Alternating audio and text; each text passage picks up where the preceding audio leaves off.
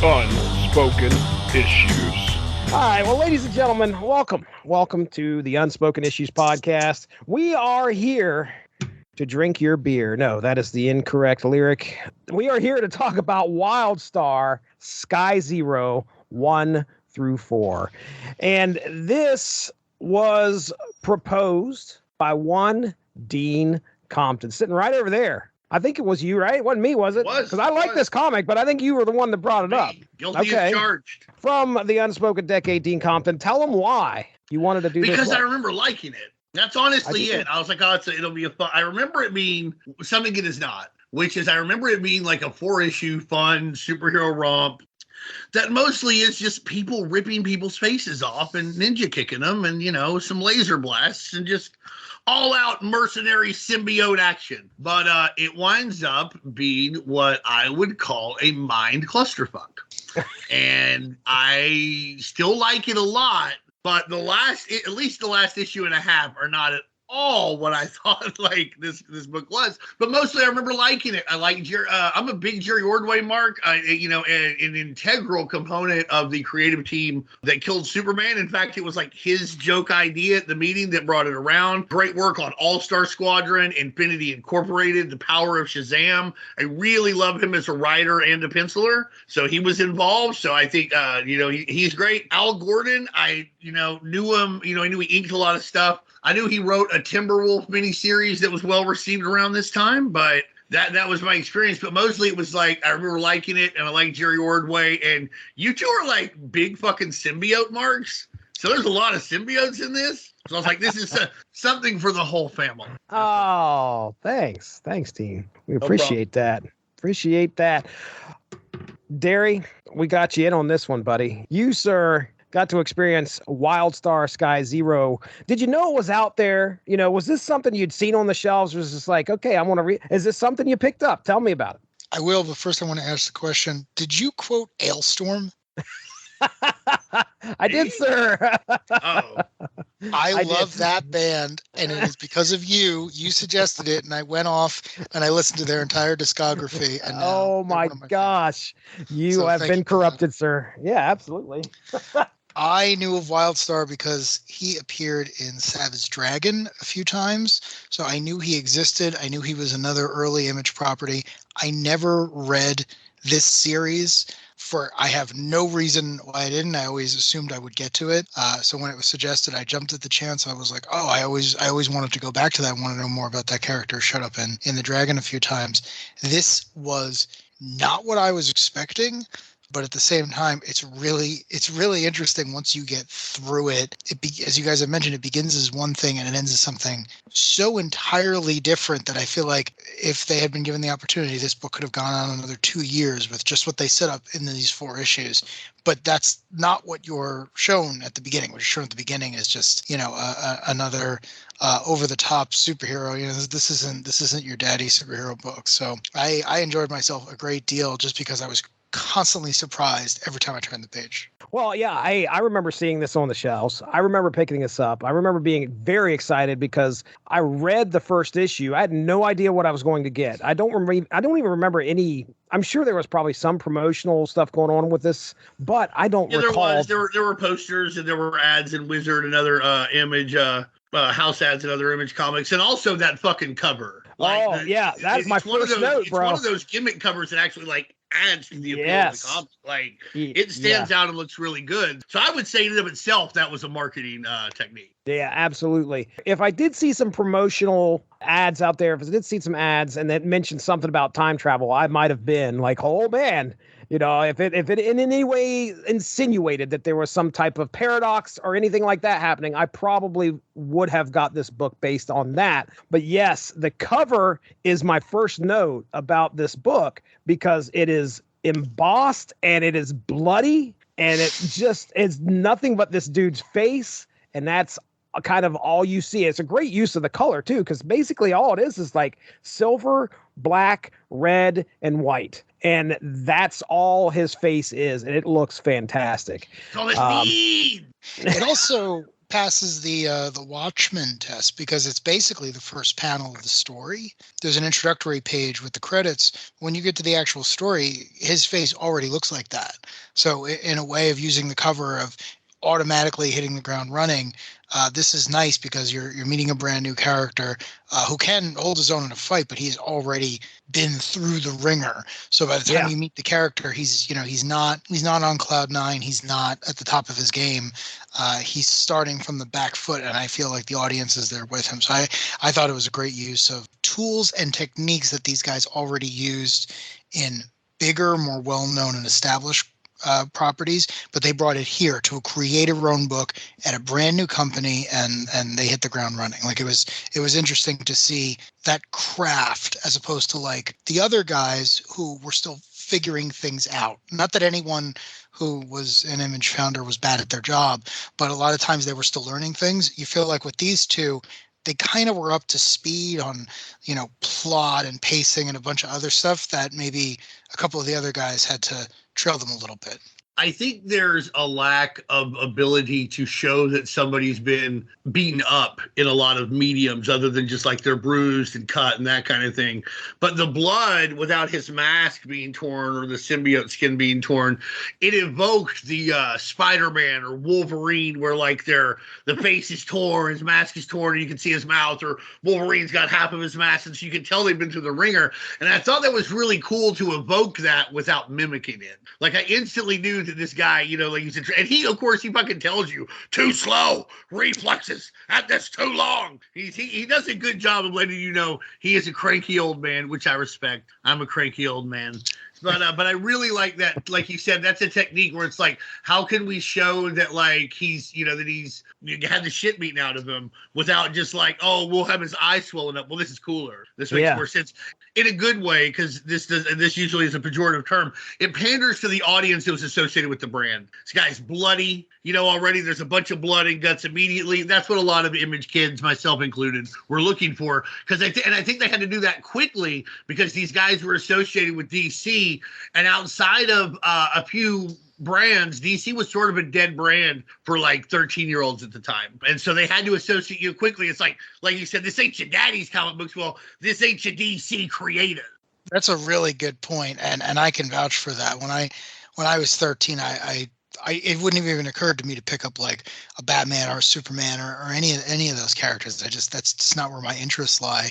And that's a really good point on this. Is you look at that cover and you do not think of Ordway, at least. Again, I'm not super familiar with Golden, but Ordway's work, you don't think of his work on Superman or the Power of Shazam or any of that. You're immediately like, oh, that's a guy in a superhero mask and he's covered in blood and he's pissed. What is going on here? Which I like. And then the other thing, I bet there's some super punches in this one. But you're right too. And Ordway as the penciler is very quickly saying, hey, if you happen to come to this because you liked me on something else, and I hope that's the case, this isn't what you've come to expect from me, and I hope you'll enjoy this journey. So that's a really good point. I don't even think that I knew it was Jerry Ordway until very recently. I just kind of assumed it was two creators that either went on to do another Image book or were no longer working. So seeing Ordway's name on this was a surprise, just because, again, I don't associate him with early Image. Yeah, I really think that he did a good job at giving something new to his already stacked resume. Mm-hmm. I think you can still tell, Tim, if you were following this because it was Jerry Ordway, because you were a fan of his other earlier work. It's funny. I think his style stays very similar. He just kind of, jazzes it up. He throws in a few extra moves and it gets gorier, but like it's still that same smooth, that smooth look. Everything feels very fluid. It's still him. It's not, it's just, it's like when Tori Amos covered Smells Like Teen Spirit. That's still that song. It's a lot different. It's not what you expect, but it's still the same song. March 30th, 1993, this thing hits the shelves, according to Mike's Amazing World of Comics. You covered the creative team there, Dean. I will throw some highlights out here. Al Gordon, you could find him in the early 80s doing some Captain Carrot comics. At that point in time, and he's Zoo Crew. That's right. Most of his career as an inker there, and of course, like you said, he made his way into the Legion of Superheroes and the Timberwolf. Timberwolf's part of the Legion. I don't know much about the Legion, right? Okay. I feel like that's the black hole we all share. Like, no one knows anything about the Legion of Superheroes, right? Like, am I? For I sure. read I do. every Legion appearance from their first appearance until the real year, like 1977. And that included like the Karate Kid miniseries and like anything they appeared in. 25 years worth of comics, right? Yeah. I really liked it, but that's when I got tired of it. I was like, I can't do this anymore. Oh, okay. So the answer is Dean Compton knows the Legion. All right. Good. Well, I mean, but then I kept up with Legionnaires in the 90s. I liked Valor. He was a Legion character. I really liked the first 25, 30 issues of Legionnaires. But outside of that, I've read the Great Darkness Saga a whole bunch, but I'm shrugging my shoulders. That's actually a pretty good amount of knowledge, but it means the 80s are a big hole to me. The later 90s stuff, the Legion of I think it's Legion of Three Worlds later. I can't remember, but like around Infinite Crisis, like that's all a black hole for me. And there's just so many guys and so much going on. I love the concept. I love the characters, but like, wow, it's a lot. It's a lot. But yeah, I think you're right. The Legion is like, that's one I don't think any of us would say, oh, I'm an expert on that. If you get involved with the Legion of Superheroes, that's all you will ever do. And also you will have to weirdly defend them for some reason. Like I was in a comic book store once and like my friend who is not a big comic book or superhero fan, he's like, Legion of Superheroes. And I was like, yeah. I was like, they're like this superhero club from the future. I was like, they get kind of complicated. That's basically what you need to know. Like, and this lady goes, it's not that complicated. Like she's behind the counter and she berates me for having the audacity to say the Legion of Superheroes are complicated. Oh, come on. Which would be like being angry at me for letting you know that like Lake Ontario is full of water. Like it just is what it is. Like you can like it, but that's how it fucking is. You can't avoid. With Wildstar, I like Wildstar, but goddamn, it's convoluted. That's how it is. You don't have to be mad about it. Right. Like I didn't say anything disparaging. If this guy wanted to spend the rest of his life with the Legion of Superheroes, fine. I wasn't going to stop him. But Jesus Christ. My only problem with the Legion, and the reason I'm not more into it, it checks a lot of boxes for me. It's basically, it predates the concept, but it's basically superhero Star Trek, right? It takes place in a utopian future. With a little X-Men thrown in. No, with a lot of X-Men thrown in. Right. But, well, I'm just saying if you're like superhero Star Trek with some X-Men, that's how I would describe it. Sure. On paper, it sounds great. But my problem is that it misses that fundamental aspect of the X-Men, which is like protects a world that hates and fears them. The Legion are 9 times out of 10 in their stories, like they are the establishment. They're not child soldiers, but they're like kid cops almost. Hand in hand, and that's not in every story. Police, ACAB. Yeah, exactly. I read 3 boot. Mark Waid did. I'm a huge Mark Waid fan, so I picked up when he was writing it, and I was like, oh, okay, this is interesting. You're kind of rebelling here, but it always misses that, like, when you're a teenager, you're supposed to rebel. You're supposed to look at the way things are and say, no, you people don't know anything about that. And the X-Men nails that because the establishment's always trying to kill them. And I always, with the Legion, I always just wanted something extra where it was like, why do I care about your adventures? Not just that you're beating up like 3 creepy old men who make up your rogues gallery, but like, why do I care that you're doing this? And I'm sure any real Legion fan can name a dozen stories off the top of their head where that happens. But that's always been my barrier, where it's like, I don't know if I care about why you're doing this. I think here's the thing. It's never explicitly stated, but the reason you should care from the beginning of Legion is because they were an alternative during a time when everybody was like, listen, we're all about to eat fucking nuclear missiles and everything's going to be terrible. They were like, in the future, there's going to be these really nice kids who are going to do really good things. Yeah. And that's why you should care, because the future winds up being a lot better than we thought it could be, but it still has its problems that will need to be worked on. As it goes on, I think that becomes less of a concern, although it probably should have stayed the same level of concern with how things have turned out. Where we are now, we're arguably closer to nuclear war now than we were in like 1965, as crazy as that might sound. But I think that was the thing, that there were hope for the future. They weren't hated. That was what was kind of the deal. Like, it's kind of an inverse X-Men. But you're right. They don't ever fight anybody. They never exist in a world that hates them except when they're adults. Like later on, when they do the 5 years later and Mordru's taking over everything. Every other time, it's like, yeah, we're all just kind of cool kids. So anyhow, Wildstar, not a member of the Legion of Superheroes. Skylark could be. Could be. But let me just say this about Wildstar too. I feel like we missed an opportunity because he's not a part of Wildstorm. No, absolutely. Would have been great. Jerry Ordway, by the way, You covered it. You guys have talked about them at length. Inked Crisis on Infinite Earths 5 through 12. Right. Also, 1986, he starts Adventures of Superman with issue 424 as artist and penciler, picking up writing duties in 443, finding time in 88. This is something you may not have known. To ink What the #2, featuring a story called Superb Man versus the Fantastical Four. That's right. Then in 89, he is the writer and sometimes penciler of the Superman comic starting in issue 31 and goes back to Adventures of Superman as a writer on issue 480 in 1991. So there you go. Letter by Johnny Workman Jr., colored by Ruben Rude. All right. We're going to just real quick. I want to run down our characters, our cast of characters here. Okay. And just real quick, here's these 37 symbiote motherfuckers. Yeah, that's funny because I did have to try and do my best to kind of lay out Dead Star's team. But let's talk about our future cast, the people that are cast from the future back into the past in this first story. We've got Michael Gabriel, otherwise known as Wildstar. Wildstar, an old man who has a large star across his chest that apparently is a symbiote that gives him powers. All right. So we have Michael Gabriel, Wildstar.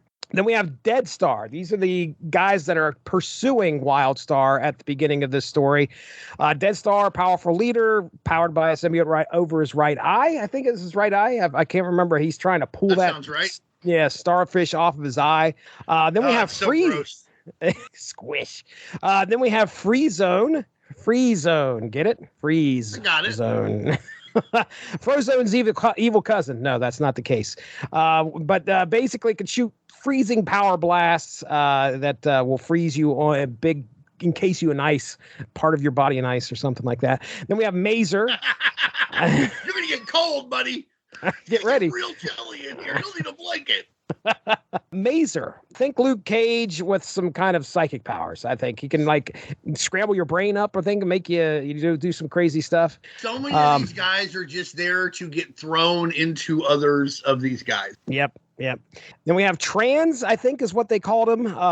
He's able to transport himself and switch places with other people. So that's kind of handy when somebody's coming at you and you can like switch places with somebody instantly. Then you have Jumpstart. Jumpstart, ladies and gentlemen. She's got the hots for Wildstar, but she's on Dead Star's team. Grab your pen and pencil and figure out which side she's on because she flips it, I swear, like 3 or 4 times. Also keep track of how many times she gets punched in the face because I think that happens at least twice in this book where she gets square punched right in the nose. Yeah, that sounds about right.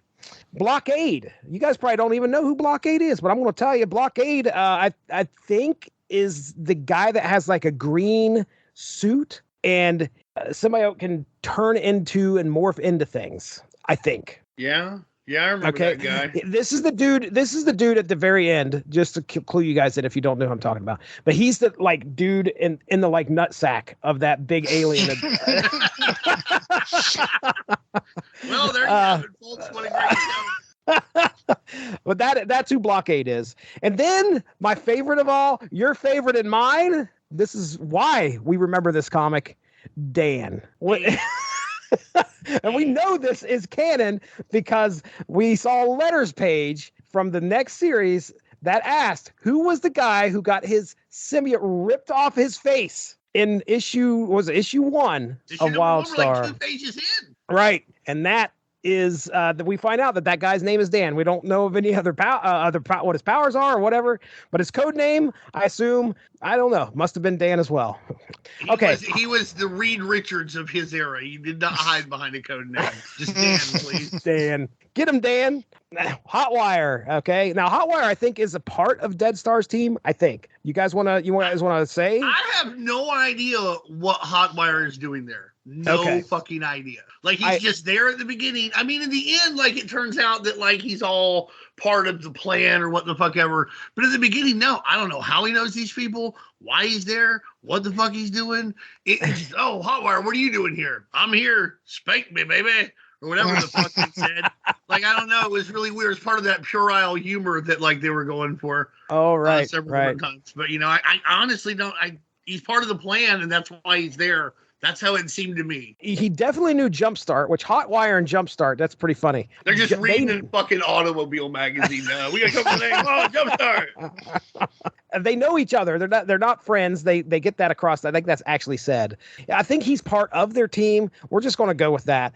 Skylark. Okay, now by the way, we're still talking automobiles here. Yeah, what the fuck? Skylark, before we get into this, to simplify it right now, she is a lady from 1,000 years in the future. She's trying to help avoid some type of travesty, so she is sent Wildstar back in time. All right, and she shows up in the issue 1 and it's like Sky Zero. That's right. She shows up and says, hey, you're in a time loop, you need to break this, Wildstar. You need to stop what you're doing because everything you're doing keeps repeating itself or causing this time loop. So that's her whole gist in the first issue. Isn't that like when you're depressed and somebody like tells you to like not be sad, like, hey, you're in a time loop, you need to break this? If I knew, I would. What the fuck am I supposed to do? What am I? You have to start doing different things. We've all seen Groundhog Day, so like you have to start doing different things or whatever. But like it's just funny. Shows like, hey, you're in a time loop. You got to do something different. I just got here.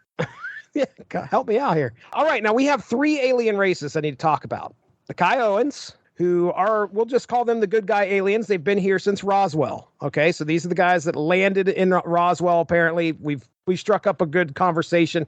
They're pals of ours. Or I think we're sharing technology and all this other fun stuff. Because they're They're looking for the special. Yes, the special thing that's on Earth. That, as to what that is, you're not going to get an answer here in this book. Just be aware, there's something here.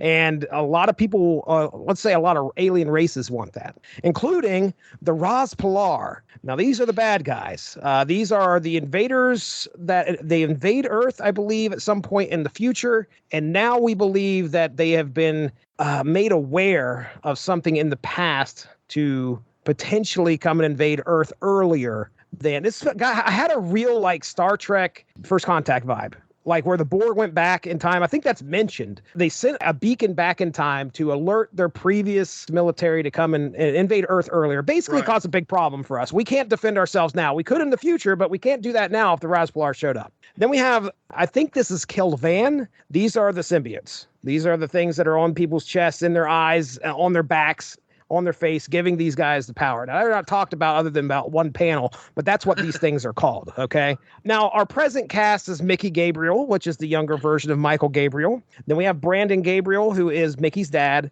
There's Mickey's general... dad, Sarge Steele. Yeah, seriously. Except he doesn't have sex with any hot babes. Otherwise, he's, running the show. The president calls him and shit. What the fuck? We have some unnamed general that... He's probably the general who was talking to Stryker from Cyberforce in the Mars Attacks image cover. Yes. That's probably who it is. That this is why he was shocked to be working with them superheroes, especially Cyberforce. The only reason I bring this guy up is because he's a major player, although he's probably not going to show up much in my synopsis. But, the military is involved in this, and this general keeps popping up everywhere. He's talking to Gabriel. He's trying to make sense of what's going on. He can't make sense of what's going on. He's basically me in this situation with a lot more power and authority than I have. But he's trusting the Russian, which I guess, as it turns out, time has, worked out for him. Right. Like now the Russians are the bad guys again. Wow, how about that? Yeah, that's right. How about it? All right. I'm ready for getting into these first 2 issues. I've got the synopsis ready to go. So you boys, before I get into this, I'm going to give you the opportunity. Anything you want to say before I jump into issues 1 and 2? Yeah, one of the things I want to point out is this was an incredible success. Like issue number 1 at $250 a pop was like, I think the 52nd best-selling comic book of the year. And issue number 2 was the 108th best-selling comic book of the year, according to Comicron. That's a lot of money at that time. You're talking, and they didn't have to share it with DC. I mean, that means both of them almost certainly sold 6 figures worth of issues, and they probably, and the last 2 probably were, upper 5.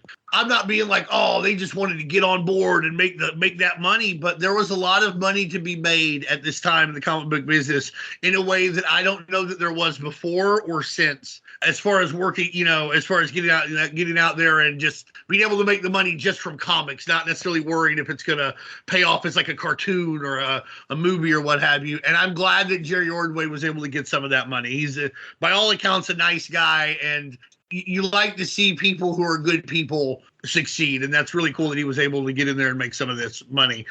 The other thing is, like, I just want to point out that, again, these guys, DC guys who come to Image, and most of the Image guys, they either came from Marvel or they were like indie darlings, like Mike Grell to an extent, who had done mainstream stuff, but was doing more off the beaten path stuff at like first at the time. I think these guys were like the first like big DC guys that were like, oh, we're going to Image.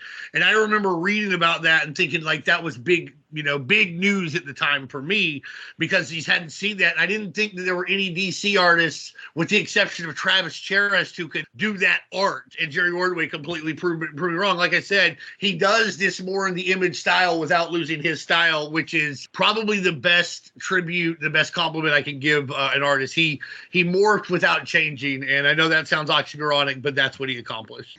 Just to kind of go off of what you were saying about these guys coming over to make some money, this was not a model that had been around for very long. This 92, we're talking, where Image Comics is formed, and we're only a year into this, a little bit more than a year into this, when this comic drops. Why not go make the money? There are things before Image that were similar to Image. First Comics, Capital Comics, Eclipse Comics, even Malibu, that existed, where like creators owned their own stuff and were published through a Renegade Press. It was similar to self-publishing. Image is just the only time where it's like, come over here and make $1 million fucking dollars. I think that they had a character, and this was the time when you could use your character, go somewhere, instead of Wildstar being a part of DC or what have you, it was theirs, and they would make a lot of money on it. And this was the only time you could really like do that. There's plenty of money to be made in comic books, period, at this time. Jerry, they probably made a lot of money on Jerry Ordway off of the Death of Superman stuff that sold, like, he got royalties for that. Like, so it's not like there weren't other ways, but for it to be yours and make a good amount of money, I think this was the only time you were guaranteed that in the comic book business, at least as far as superhero stuff goes. What do you think, Darry? Does that make sense to you? Yeah, I mean, again, it comes back to being a financial model. Anyone who would see the numbers that the 3 of the Image founders pulled down at Marvel, and then watch them walk out the door when Wave 2 comes around, why wouldn't you try your hand at that? I mean, right. Honestly, it's like, at that point, if you have any name recognition at all, even if you don't, you can produce a quality project. Why would you not try that? I mean, again, I'm always astounded at the names that didn't follow them out the door. Like, I cannot believe Claremont or Byrne or some of the other guys didn't just be like, here you go, here are all my projects. Like, I don't understand that these guys are making money. Well, I think Claremont tried. He tried. Yeah, a lot of them did try. I mean, it's not easy because his character, the Huntsman, appears in Wildcats. And that was the character he was going to do at Image, but his problem was his hand was only good at, writing words. He wasn't good at drawing pictures, and they weren't going to draw his pictures, and I don't think and for whatever reason, and I don't know this, he would not go find an artist. But can you imagine if he had teamed up with, say, Ron Lim? You're right. Like, this would have taken off big time. Yeah, that's a perfect example, because Ron Lim is a guy who I think is phenomenal, and as far as I could tell, never blew a deadline. So it's to your point, it's like, put him on that book and make them put out each one and not have to worry about kicking any of that money up to Marvel ownership, and just sit back and relax. I mean, Claremont probably didn't want to rock the boat too much, but at that point he wasn't even writing X-Men. So it's like, what else did he even have to do? He wasn't doing nothing. He's doing nothing. He was getting paid to do nothing. So I'm always shocked by that. I'm happy that Ordway did this book. I wish it had continued on, or I wish he had tried something else. I think if a creator is good at their job, doing a creator-owned book only benefits them, because even if it doesn't, like Brian Michael Bendis is a great example, even if it doesn't sell a lot of stuff, it still allows them to tell a story they couldn't otherwise, and it makes their their work for hire work better. So I always think it's a good way. And again, I'm happy Ordway and Golden were able to pull this off. I know making comic isn't easy, but again, I can't believe they weren't followed by a dozen of their coworkers. Right. Well, especially in their case, they were able to maintain ties with DC. Like, Jerry Ordway goes on to do the Power of Shazam stuff. Like, it's not like where it was like, for a while, they say, well, let's be honest, I don't think it would have worked this way. Like, Rob Liefeld, you can't come back to Marvel. Now, he obviously would, but, like, you know what I mean? Like, they never severed ties at all. It was always fine. So, I don't think there is a single Image founder who couldn't have walked back into the Marvel offices after their solo books had dropped and said, I want to work on whatever character I want. I think they would have bent over backward. You want X-Force back? Here you go. Here's X-Force. Here's a cable ongoing. Here's the Liefeld corner of the Marvel Universe. And I think whoever popped up their head and said, I don't want to work with that guy, would have been like, that's great. We're a public company. We need cash. Find someone who will work with him and, right. get this going. I mean, when the guys came back, they kind of had free reign. Larson came back as like, I want to do Nova. And they're like, well, that was weird, but sure, here you go. Here's Nova. Silvestri came back. He did the core X-Men book. Todd has yet to make his triumphant return, which I understand. But yeah, I mean, to your point, I don't think that having success in the creator-owned field in the 90s means that the big two were going to blacklist you. In the 60s or 70s, sure. I mean, if you go out and you get work somewhere else at a potential competitor, it's like, well, we don't maybe want you back. But here it was different because it's like, no, you're competing with yourself, I guess is what I'm trying to say. Like, Image isn't a company where all these characters are going to be put together to put against Marvel. It's like Wildstar is owned by Jerry Ordway, so he would be competing with Superman, which is fine because Superman's probably going to win in the long run. So I think business-wise, it made all the sense in the world to raise your own standard, then go back to the shop that's giving you the most work and say, hey, this worked and I want to come back, but I don't know, maybe I'd like a higher page rate, maybe I'd like a more high-profile book, maybe I'd like, whatever else was considered a perk in the early 90s, and hopefully he got it. I will say, if the Image guys had gone back to Marvel the next day, if they had gone in mass, I don't know how it would have worked. But for sure, the first one or two would have gotten whatever they wanted. I don't know how it works after that, but it would have been more important for Marvel to break up this, what for all intents and purposes was a union, than it would have been to make sure, to not give the first two or three what they wanted. It would have been more important to ferment dissension so they would dissolve rather than, anything else. And then you could do what you wanted with the rest of them. But I know for sure that would have happened. But you're probably right. I don't know that they would have had to have fucked around anybody else. But also corporations like to fuck over people who tried to fuck them over. So, so we just have to see. But for sure, the first two get whatever they want because then you've broken them. You won.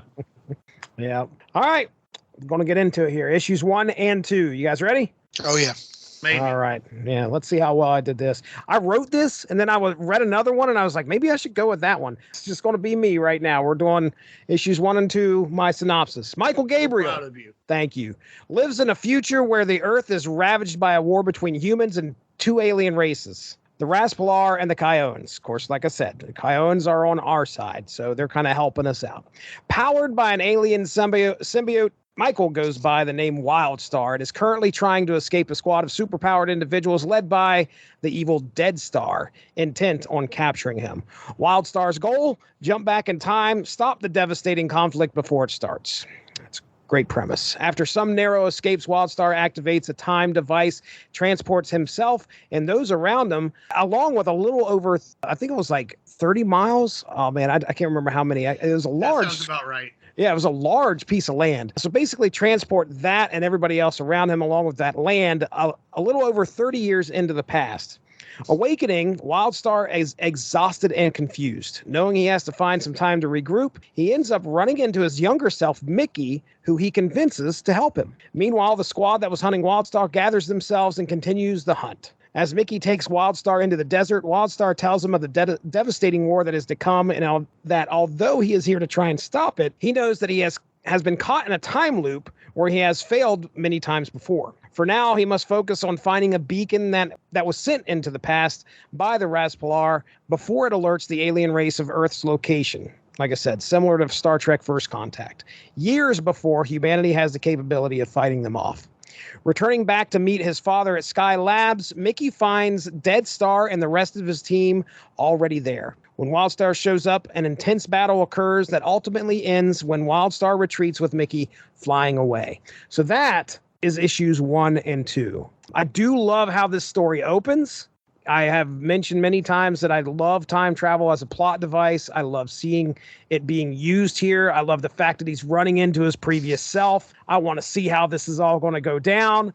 Our first 2 issues, we got some great battles going on. We've got a great premise that's happening in this book. And not only that, I'm on a cliffhanger because at the end of the at the end of the second issue, I see a page for the 3rd issue that's going to feature Savage Dragon. I'm like, what is in store for this guy? So these first 2 issues, I am absolutely on board. Jumpstart, the 90s bad girl, in right there on full display. Boy, she is a character, that's for sure. Like I said, she's with Dead Star's team, but she's pleading not to hurt Wildstar, so you know that there's feelings there, even though he punches her in the face. Not afraid of her sexuality at all. Issue 2 opens up great. We got a wordless, like the first quarter of the book is like completely no text whatsoever. And it is just Wildstar fighting this big green guy who we end up seeing later on in the series, jumping into some spaceship. He's got guts hanging out of him, and it looks like he's about to die. He's trying to protect Mickey. And of course, it's a dream sequence, but it is, it's beautiful. But then, things start to, we're still on the rails, but the convoluted time travel shit wobbling, but we're still making it around the bend. The convoluted time travel shit starts up in issue 2. It's not going full bore, but it starts to get a little confusing. Not horribly, just a little bit. I can't remember if it's in that issue or maybe it's issue 3, but we learn about Sky Zero at some point. We learn about why Wildstar has come back and what needs to happen, which is fine. Hey, I'm all for let's stop the large calamity that's going to happen. That is like, how many time travel stories have that in it? I'm fine with that. I'm okay. Some people may say it's a tired concept. In 93, I don't think so. So I'm down. But Dean Compton. What does a tired concept really mean? You know what I mean? Like when Kirkman wanted to do The Walking Dead, he was told zombies were a tired concept. He did a good zombie story, and then all of a sudden everybody makes a fucking zombie story. There's no such thing as a tired concept. It's one of the things I 100% agree with Jim Shooter about. Jim Shooter will be told Westerns don't sell, science fiction doesn't sell. He'd be like, show me a good one. He's like, if we have a good product and we put marketing money behind it, it will take, we'll at least get it to break even or make some money. So first off, I remember mostly when I think about this comic, I just think about the panel where he starts like ripping the guy's like symbiote off his face, and he's like, my face. And like, it is just so 100% macho, 200% like cool. Like, and that's what you think this is going to be. And then it becomes something else very quickly. It's really interesting how, like you said, Jumpstart's not afraid of her sexuality, but nothing overt happens either. It's like all like very 12-year-old, like, ooh, titties or some bullshit, like I said earlier, it's like Wildstar is tough and he doesn't give a oops. Like they'll never come like right out and show any sex happening or even anything like too like risque, but they will hint around, Oh, boy, do they do the hints? Yeah, yeah. It's like a. Oh, you finished already? He tackles her, gets up off of her, and she goes, "You finished already?" And I'm like, "Woo, Jumpstart, baby!" Yeah. Or she's like, "I should spank you, but I say that from my personal friend." And you're just again. I like the book, and I don't want to sound like I'm savaging it, but I just don't think these guys quite understood. Like they wanted to be image cool. And I think these are some areas where like they're trying, like it's very, Steve Buscemi, like, hello, fellow kids, because they're a little older. It doesn't quite work. As far as I'm concerned, but I do enjoy it a lot. I like the visuals of all of the mercenaries. It gets really gross. Dead Star's like pulling on the starfish thing in his eye, and it just won't come out. And he wants it to like do whatever it needs, and it's stuck. And what he needs is the guy from Madison Square Garden in the Carnage concert with the knife. He can cut it right off so that then like it can come out. He can do what he needed to do. It got stuck up there, man. You need a knife. That guy has a knife. He can help you with it. Oh my gosh. I'm never gonna stop. I just want you to know. Write that shit in the script. Every time I read something, I'm like, how am I going to get this in?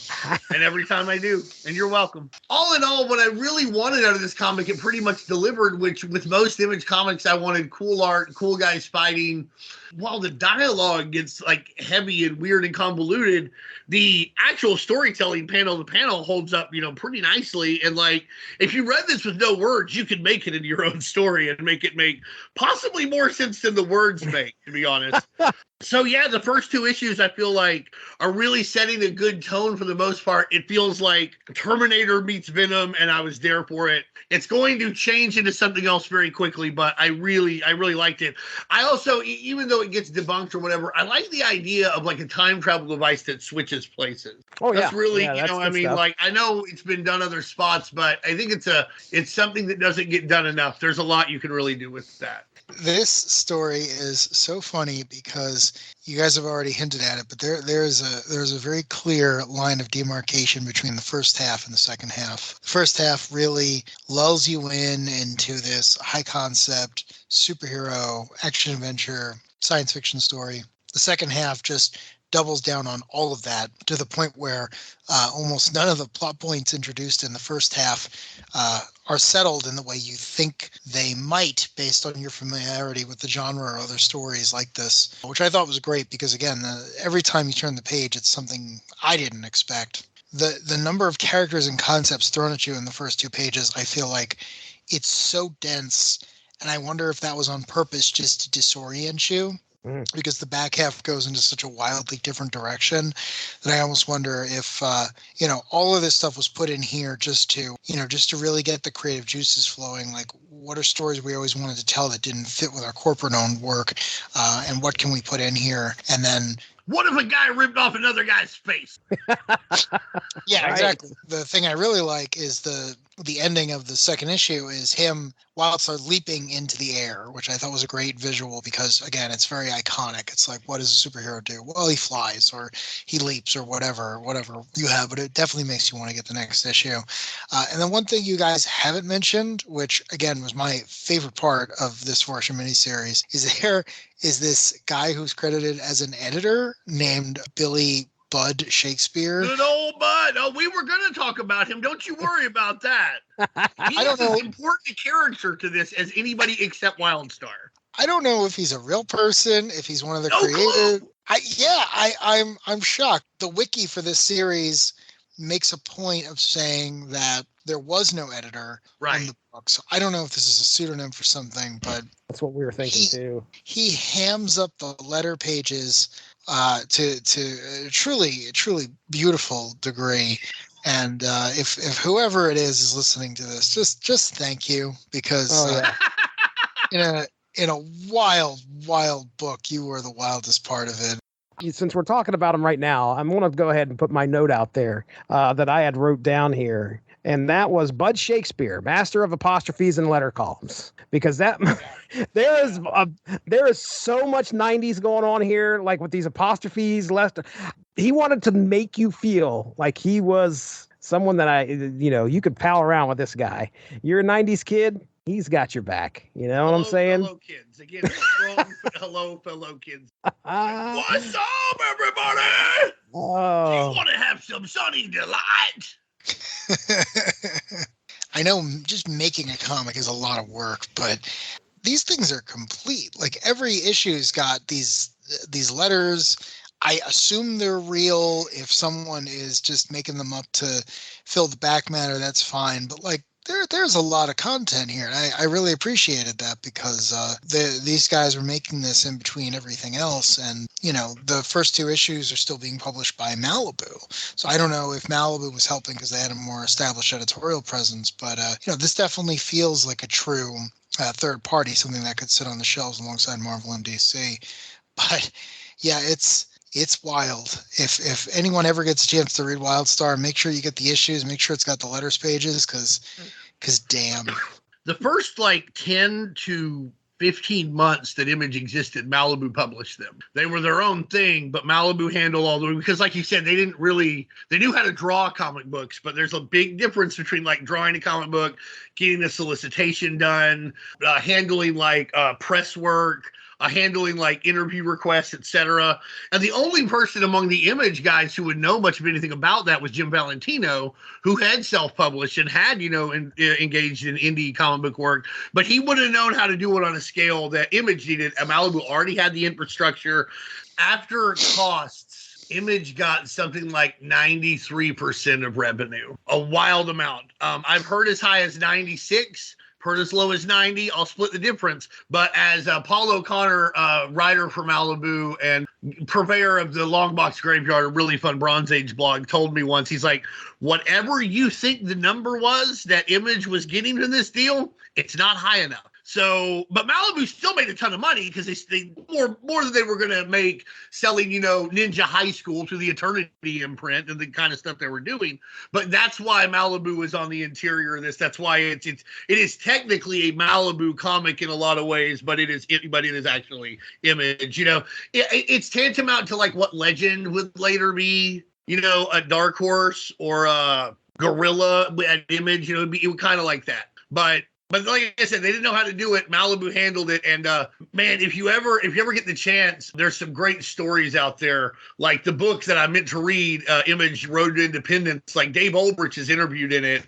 And he talks a lot about their relationship and how it ended and the sour notes that were ended, that was ended on that later became all of a sudden the shit that Image thought that Malibu was stupid about. All of a sudden they'd actually been pretty smart about it really quick once Image had to do it on their own. Right. But I don't want to get too far sidetracked, but that's why Malibu is in there. That's how Image worked its first 12 to 15 months of existence. I'm bringing this up because I showed it to you guys, whether it be crass or not to bring this up on the podcast, I don't know. But Bill Bud Shakespeare is still editing or taking care of the letters column in the next series. Oh, man. And yeah, so someone asks Bill, hey, why didn't Wildstar and Jumpstart kiss? Innocent enough question. His answer, hey, Michael's known that jumping upstart for a long time, and yeah, she's made her interest in him pretty darn obvious, but he's got his reasons for not sending his salmon upstream. I feel like we should apologize to women.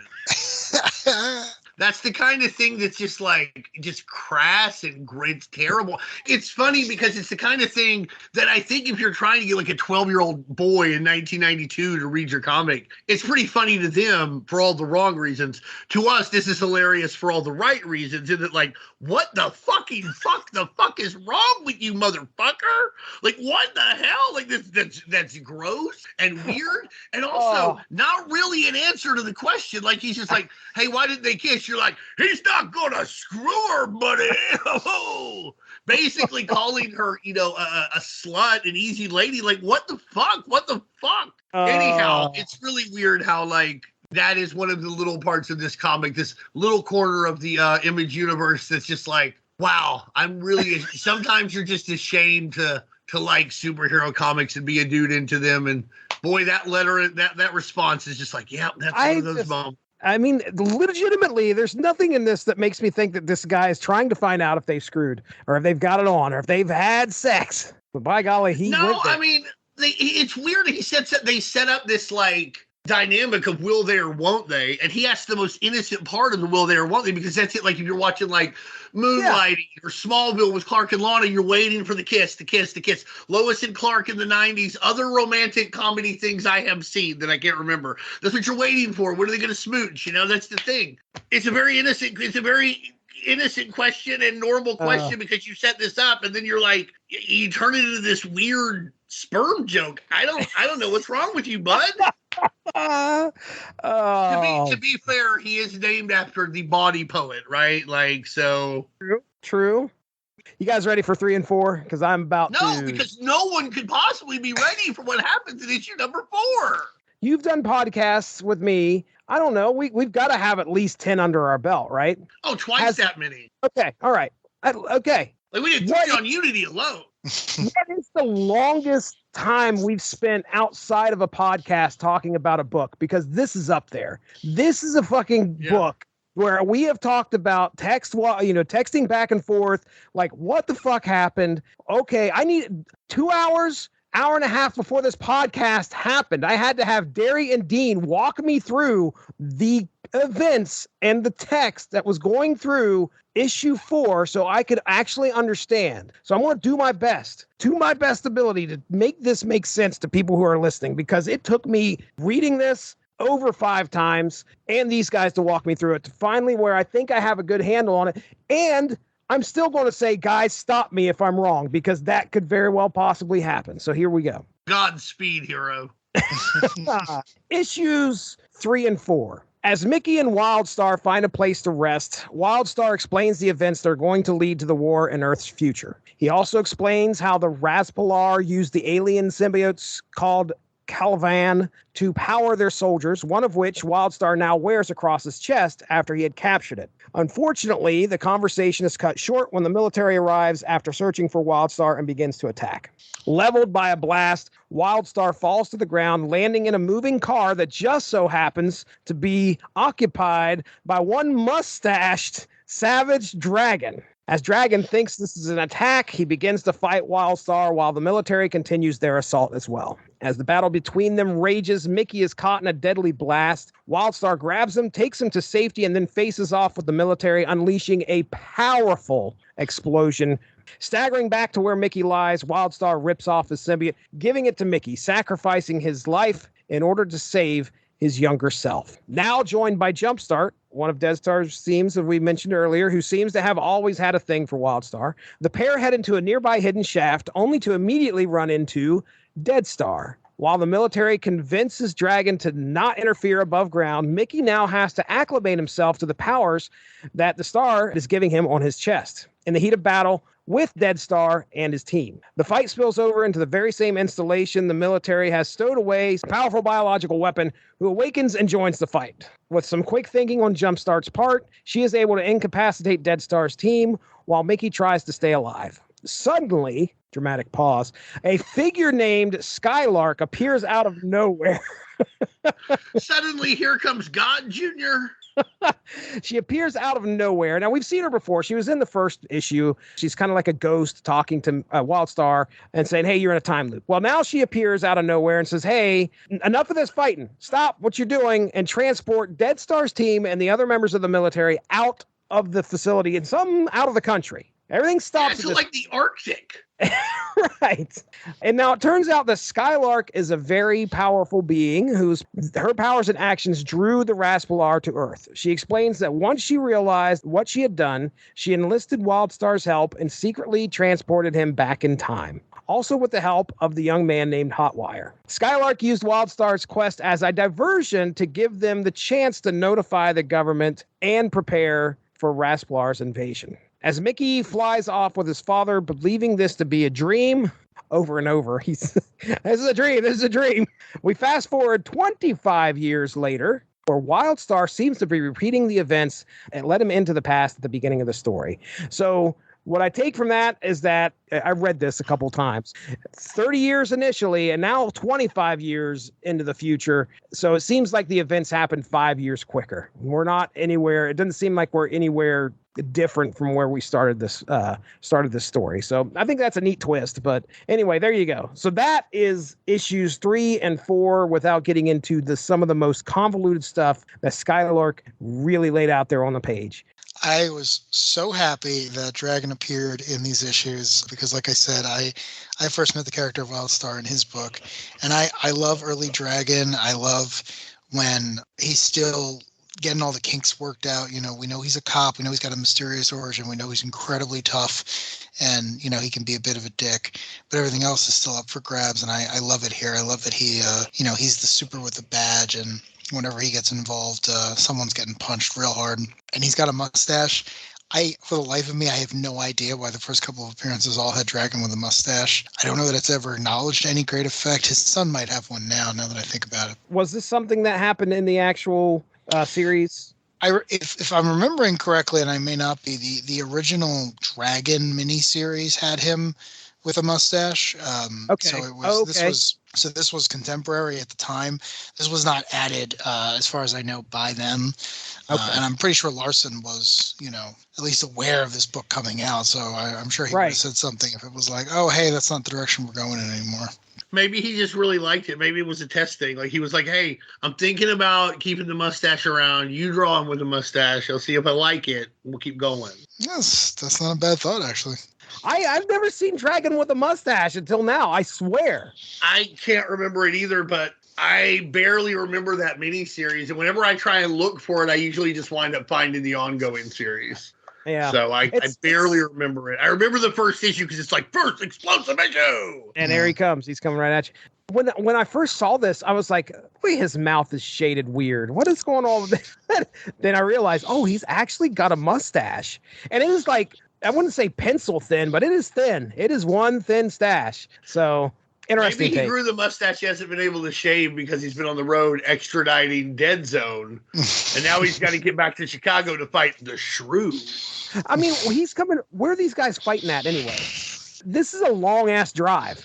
Why didn't he fly? You know, I was sitting there thinking, like, aren't they in the desert or some shit? Like, is Dragon afraid of planes? He's not afraid of planes. He's not like B.A. Baracus, is he? Because this is the very beginning of the militarization of the police departments in the United States. So, like, they didn't have as much money then as they do now. So, like, 5 years later, he would have gotten to fly, like, a special police helicopter. But this is just really at the beginning of that. Bill Clinton's going to implement that program that's really going to liberalize and normalize the idea that excess military equipment should be utilized with community police forcing. I'm so glad I was expecting a real serious answer there. I wasn't. I shake it up. That's that. You know what, y'all? I'm not gonna lie. That's why y'all love me. Oh, that's absolute truth right there, man. You're like, is he gonna make a fart joke? Is he gonna talk about the Madison Square Garden guy? Is he gonna talk about Cyberforce? Is the military-industrial complex gonna come up? Maybe baseball. That's what I do for people. Hey, speaking of these symbiotes, isn't it weird how like everybody except like Wildstar and maybe Dead Star, they had a distinct power, but like Wildstar's like, yeah, shoot blast, and I'm real strong, and you can shoot me, and it doesn't really bother me. Like Free Zone's just like, I'm cold. Here's a little bit of snow on your ankle. Right. You ever heard of Iceman? He's the cool version of me. Ha ha, that's a pun. Issue 4 really becomes its own thing. As far as I can tell, we find out that, story-wise, most of what we're supposed to be concerned with in the first half either doesn't exist or isn't important for the reasons we've been told. This character of Skylark shows up, who claims to be from 1,000 years in the future, I guess of a future where alien technology has integrated itself into human technology and everyone's just kind of got fantastic powers far in excess of what the symbiotes have. Like a good Earth X future. Yeah, exactly. And she explains that I think the entire storyline is a closed loop where her going back was the original trigger that made the aliens come here and then led to war and then led to the symbiotes and then led to Sky Zero, which is ground zero, but for the sky. Right. And then I guess we rebuild and get to her future, but you are not shown any of this. She just tells you all of this. Yeah. Man, does she ever? Yeah. It's like an episode of Inuyasha. How many fucking times is she interrupted, though? That's what I'm just like, get it all out before fucking Wildstar says something stupid again. Because to be fair to him, though, like, he just watched himself die. Okay, all right. Sterilized prior, and then they put a fucking, parasitical starfish on him, and now he shoots laser. Good point. And also, he's like 16. Fair point. Sorry, Darry, I didn't mean to interrupt. I did like that about it. One of the reasons I think Wildstar is not better well known or still discussed 30 years later is, they kind of bury the lead. What is Wildstar about? Wildstar is about a superhero at the end of his career who didn't quite save the world in the way he was hoping to, but he's got one last chance. And if he pulls it off, he'll have died doing the thing he wanted to do most, but he also kind of knows that his dying is actually the beginning of his saga, right? He knows he has to give the Wildstar symbiote to his younger self. He knows that's going to happen. So that's a pretty good pitch. I can't think of anyone else who's done that. Ironically enough, the only other character I could think to do that is Nightwatch from the Spider-Man backup series, which was coming out literally at the same time. I don't know if I think that was Howard Mackey. I don't know, or Terry Kavanagh, excuse me. I don't know if Terry Kavanagh and Golden were getting lunch together or something, but I appreciate it. Well, I feel like that was more to rip off Spawn than this. No, I know, and that would have been fine. But literally, the origin of Nightwatch is that he meets his older self, who gives him the suit, right? A fancy semi-symbiotic suit. It's the weirdest thing. And when I read this, I was like, oh, was one inspired by the other? But they were coming out concurrently, so I read the case. But you're right. It's probably a Doom Patrol, X-Men, Swamp Thing, Man Thing, just like that was there. But we can safely say though, that Spawn, that's intentional. There's a lot of canon and lore and big world building stuff that is shoved into this very small book. Like, you could have hinted at that stuff and not really lost the thread, which is, to Dean's point, the revelation that the older version's going to die, the younger version's going to get it. And, has he already seen how his life is going to end, or does he still have the ability to make a choice? One question I had for you guys, and I'm not sure if anyone knows the answer to this, is I can't actually tell if this is a closed loop or not, because you need Skylark to go back in time to be the beacon to attract the second, more aggressive alien species to Earth. But at the same time, Wildstar is constantly talking about how different versions of events have played themselves out, and how he doesn't remember events. He doesn't remember becoming paralyzed in issue 4.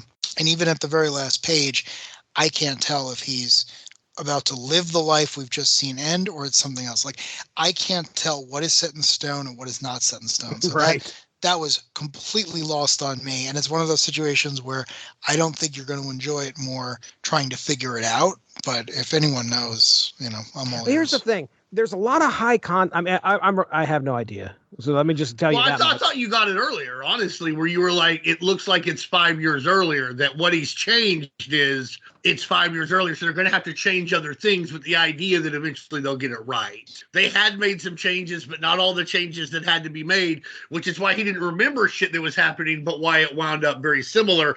At the same time, you can argue that's a distinction without a difference. Yeah. I mean, if Sky Zero winds up happening, who cares if it's tomorrow or in like 20 years? Sky Zero is bad. That's inevitable. Terrible. Yeah. It's to go back to the Terminator. I feel like every time someone travels through time to try to prevent Judgment Day, all they do is move it. Right? I mean, it's, to quote the Doctor, it's kind of a fixed point in time. It's at some point, someone around John Connor is going to bear witness to a malicious AI wiping out humanity. The details are going to change or whatnot, but you're almost ensuring it's going to happen by going through that. And it's the same thing here. Like, for all the characters to really be introduced, some piece of alien technology has to fight with some other piece of alien technology. But one thought I did have, which is not in here at all, but the symbiotes are constantly mentioned as a third alien species, one that doesn't have a lot of agency on its own. Right. And I almost like the idea, and this is not in the text at all, but I almost like the idea that whatever they really are, they can change things. Skylark can't. She's human. She's just a very advanced human. The other humans are pawns on the chessboard. But if you have a symbiote, you can change things. For whatever the super science gimmick is that allows them to impart superpowers on people, maybe that says, okay, you know what? You get to be 1 second outside the time stream, whatever it is. And again, that's not in here at all.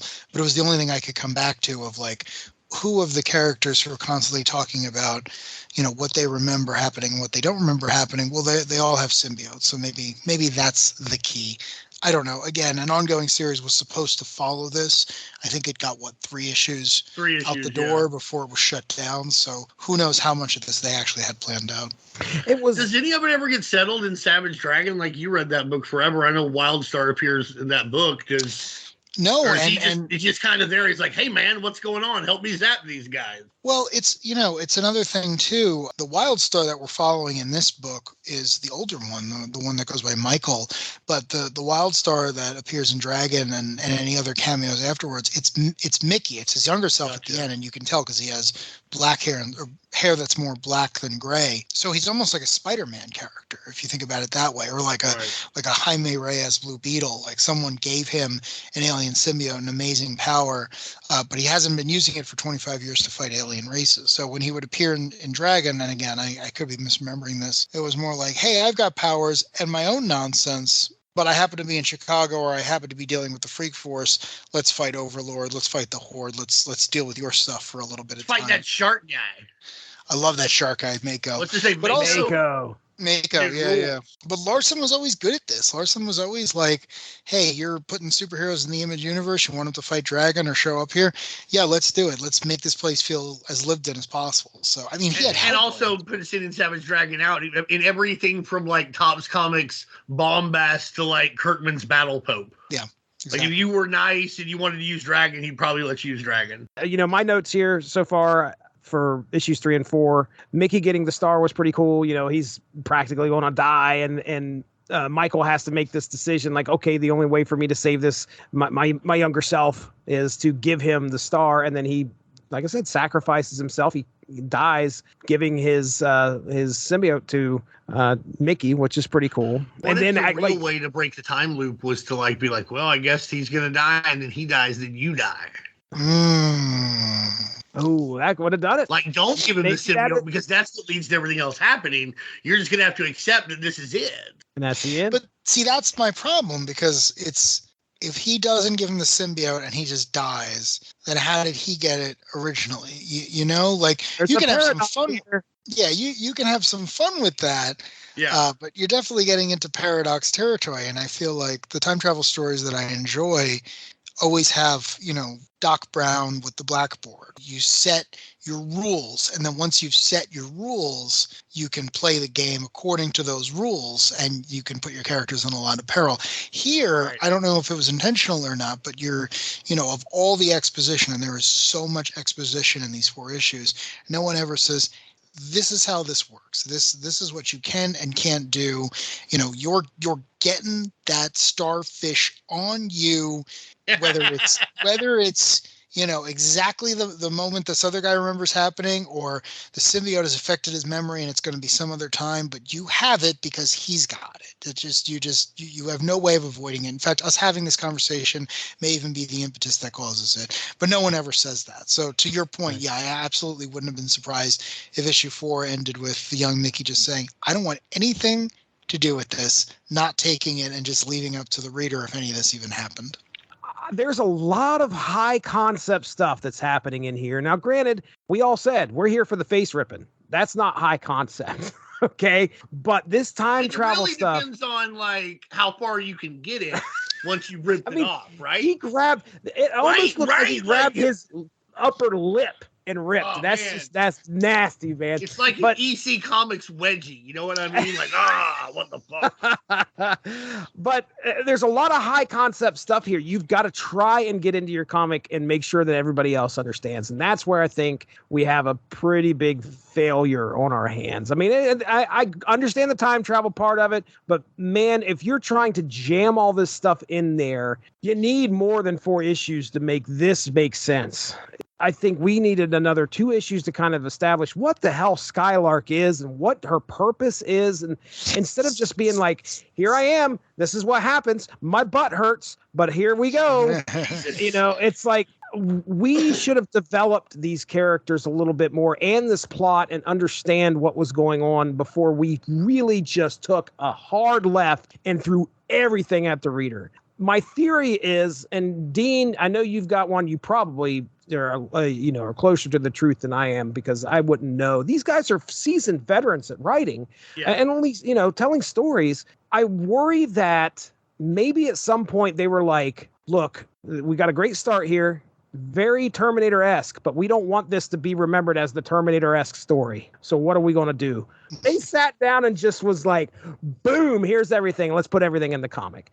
My theory is that they were just like, we don't want this to be like the run-of-the-mill, what we've had before. We've got to make this complicated. And I also think they were setting up seeds for an ongoing. Clearly that, but it just was like, if you want to sowing some seeds for an ongoing, I mean, this is like fucking planting 3 acres. It felt like it was just like, woo, here's everything. John Appleseed dumped his whole bag in one spot.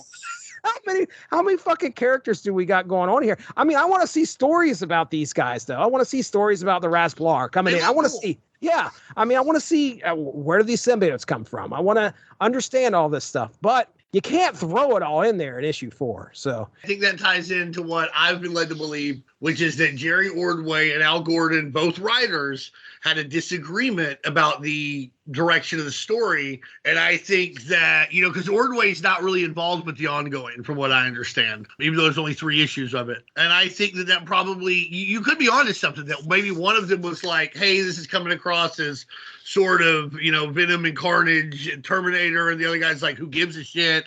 I like it. I don't think anybody's right or wrong. I don't have enough of the details. I think that you can just tell that, like, they're both just like, fuck it, whatever, like, and that's why everything just gets dumped in. Fine, that whoever was doing it just started doing it. I think, Darry, you said it's possible. I don't know how they work this, but if they did it Marvel style, it's possible that he just changed the dialogue. But I don't want to make such an accusation because that's a very harsh one. But, like, there's a lot of exposition that gets dumped, and I think, to me, it just shows that they didn't have an editor that would keep them on point, that could iron out their disagreements. So they both just kind of did what they wanted. That's how it feels to me. Bud Shakespeare's their next door neighbor. They're like, dude, we need somebody.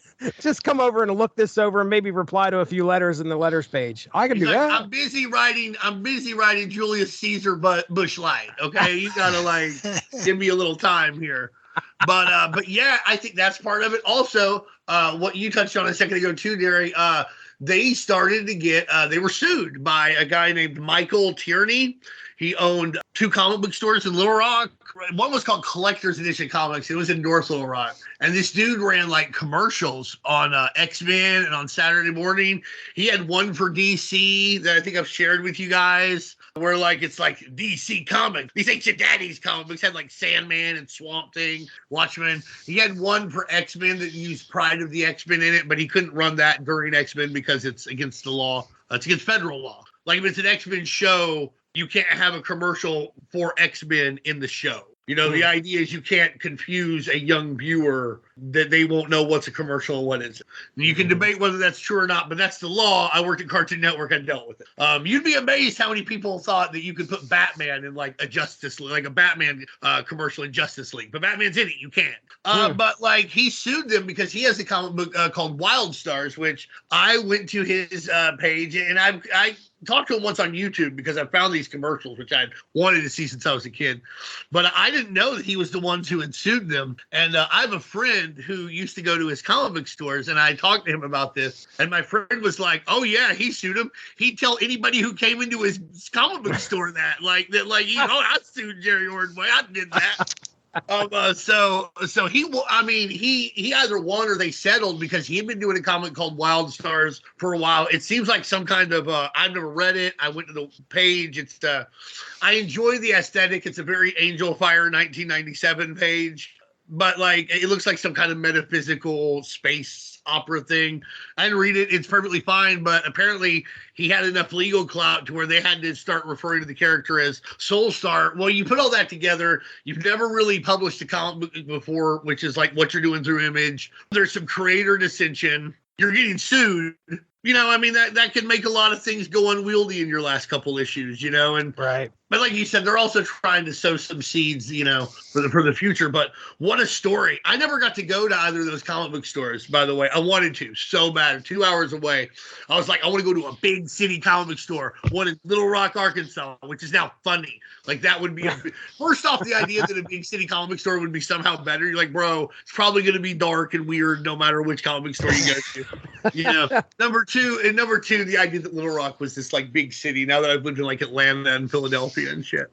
But, like, we were going to go one time. We've gone to Toys R Us and we were leaving, and my parents got in this weird snippy fight with me over, like, nothing. And they're like, still go to the comic book store? And I was like, no. I was like, because it wouldn't be worth. They would go, but they would sit there and be pissy, so only be there for like 7 minutes. Right. And have to hear about it. So I didn't want to fight that. So really, what I'm saying is, I wish he had also sued my parents for not taking me to his comic book store. That's what I want to have happened. Like, he beat Jerry Ordway. Could he possibly legally beat my parents? He should have done that. I would have bought a Batman Vengeance of Bane from him. Anything left unsaid for you, Darry? Just that issue 4 comes complete with some great pinups at the back, one of which was by Mike Mignola, which was a nice surprise. Another one was by Mike Zeck. So those were great. Yeah. Giffen. With his trencher look. Who's mentioned repeatedly as doing the Image book Trencher, which came out around the same time as this. So not a fan. Hates Trencher. I hate Trencher. The worst looking comic ever. Have you ever looked at a dollar bin that didn't have a copy of Trencher in it, though? Right. Dude. I've never seen one without Trencher. Never. Oh, there's reason those for that. pinups are aces, dude. Like they're really, really good. They're worth the price of that book alone, honestly. Like who cares? You don't even have to know anything about Wildstar because Mignola and Zek make him look cool as fuck. What do you got there, Dean? Anything left unsaid on your end? I think we covered just about all of it, except that I find that it's weird that, like, in a book that started out so heavily action, the last 8 pages, they just stop fighting and talk to each other. And, like, I think earlier I compared it to, like, Inuyasha, which I used to watch. And, like, there would be a fight about to happen. They would talk for, like, 2 episodes before they would start to fight amongst each other, to the enemy to his friends, the friends back to the enemy. And you would just get so tired of it. And I felt like that's what was going on. But all in all, I think, this is one you're going to find in dollar bins now. And every one of them's worth $1. It looks great. It can be as heavy and as convoluted a read as you want it to be. But if you just want to skim through and see some good pages and panels, this one's really good for you too. Like I said, I'm a big Jerry Ordway fan. I think this was some of the better second wave next creator image things that we got. I think this and the Max are really way up there as far as the quality among that wave go. And what's really great is it's a fun thing to talk about. It's great to talk to you two guys about it. For sure. If you ever go to tvtropes.org, every once in a while, for some reason, like a comic book, if I do a search on Google, will pop up in TV tropes.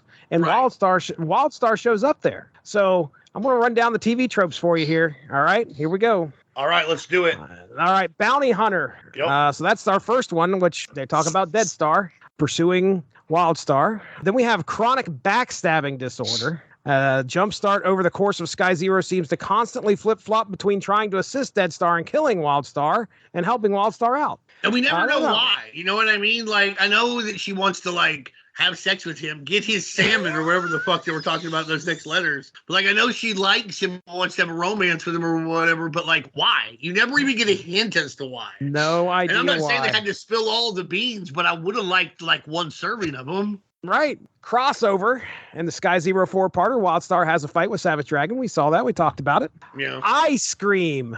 All right. Ice Cream. EYE Scream. Oh, because of the thing out of his eye, right? Yeah, I think this is going to be the fun part of this. Facial horror. I wonder what that one could possibly be. Just because it has been living there for years doesn't mean it's your face. That's a great tagline. They could make this a horror movie or a horror comic, and like that's a good tagline. Oh, navel deep You're welcome, neckline. Al Gordon. Navel deep neckline. Yeah. Jumpstart. Good old Jumpstart. Yep. Shock and all. Jumpstart's power allows her to absorb it and generate electricity, which we do see her use her a couple times throughout this. She shocks the shit out of that general, like at least twice. Super strength and then stable time loop. And then they talk about symbiotes here. But my favorite is definitely facial horror. That I think that's going to be top of the line for a lot of people that read this series. Ice Cream is a close competitor. I'm going to give, I'd say, Ice Cream places, but you're right. Like facial horror wins. Great discussion, boys. We did it. We got Wildstar Sky Zero issues 1 through 4 in the bag here. All right, Dean, tell them about the Unspoken Decade. Over at the UnspokenDecade.com, lined up chock full of 90s comic stuff, articles, some podcasts. Have some fun over there.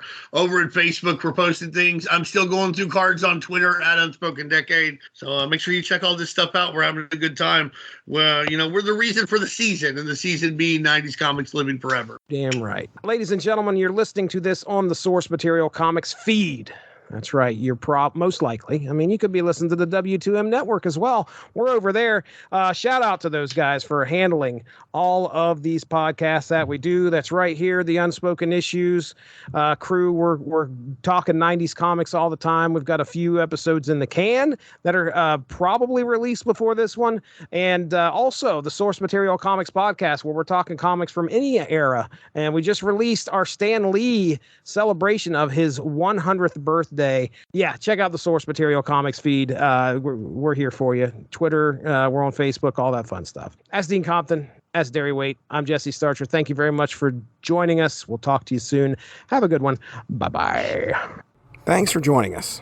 Unspoken Issues is part of the UnspokenDecade.com, the home for 90s comics, blogs, and podcasts. Unspoken Issues also has a Facebook group you can join if you are interested. Just search the Unspoken Issues podcast and request to join. All of this would not be possible without W2Mnet.com and the Rattlich and Broadcasting Network, so make sure to seek them out for more podcasts. If you enjoyed what you heard today, please feel free to share, and we look forward to entertaining you again soon.